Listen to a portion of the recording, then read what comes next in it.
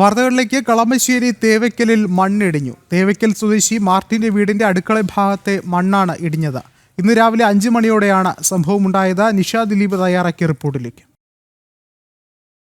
ആലുവ എടത്തല 12ാം വാർഡിൽ തേവയ്ക്കൽ എന്ന സ്ഥലത്താണ് ഇന്ന് പുലർച്ചെ ഈ വലിയ രീതിയിലുള്ളൊരു മണ്ണിടിച്ചിലുണ്ടായത്. നമുക്ക് ഈ ദൃശ്യങ്ങൾ കാണാം. ഒരു വീട് മുകളിലുണ്ട്.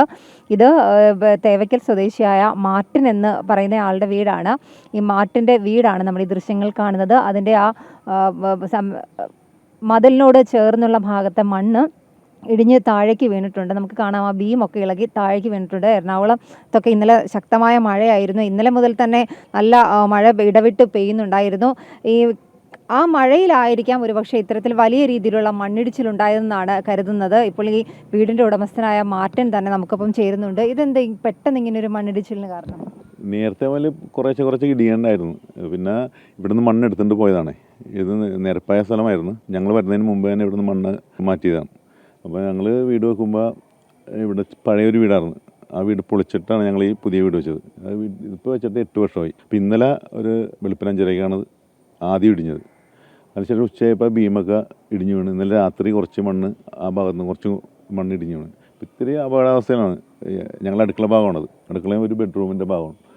എത്ര വീടുകളുണ്ട് ആ മുകളിലേക്ക്? ഒരു 5-8 വീടുണ്ട്.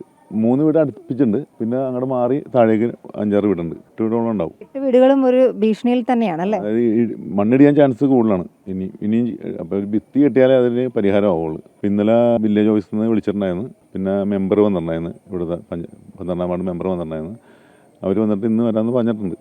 ഈ മണ്ണെടുത്തത് വർഷങ്ങൾക്ക് മുമ്പാണോ? ആ, വർഷങ്ങൾക്ക് മുമ്പ് എടുത്തതാണ്. ഞങ്ങളൊക്കെ വരുന്നതിന് വർഷങ്ങൾക്ക് മുമ്പ് എടുത്തതാണ്. ഞങ്ങൾ വരുന്നിട്ട് അധികം നാളായാലും 16 വർഷവും ഞങ്ങൾ ഇവിടെ വന്നിട്ട്. പഞ്ചായത്ത് അധികൃതർ ബന്ധപ്പെട്ടിരുന്നോ? ഇതിൽ മെമ്പറാണ് വന്നത്. മെമ്പർ വന്നിട്ട് ഇന്ന് വരെ ആയിരിക്കും. വേറെ പറഞ്ഞില്ല. മെമ്പർ പറഞ്ഞിട്ടാണ് വില്ലേജ് ഓഫീസർ വിളിച്ചത്. വില്ലേജ് ഓഫീസിൽ നിന്ന് വരാമെന്ന് പറഞ്ഞിട്ടുണ്ട്. എന്തായാലും മാർട്ടിൻ പറഞ്ഞതനുസരിച്ച് ഇതിന് മുകളിൽ 3 വീടുകളാണ് തൊട്ടടുത്തായി ഉള്ളത്. പിന്നെ അതിന് അപ്പുറം മാറി ഏതാണ്ട് 8ഓളം വീടുകളുണ്ട്. ഈ 8 വീടുകളും ഇത്തരത്തിൽ ഭീഷണിയിൽ തന്നെയാണ്. ഇങ്ങനെ മണ്ണിടുകയാണെങ്കിൽ ഇതിന് മുകളിലുള്ള വീടുകളിലൊക്കെ തന്നെ ഈ മാർട്ടിൻ്റെ വീടും അതിന് ചുറ്റുമുള്ള 2 വീടുകളുമാണ് ഇപ്പോൾ വലിയ ഒരു മണ്ണിടിച്ചിൽ ഭീഷണിയിലുള്ളത്.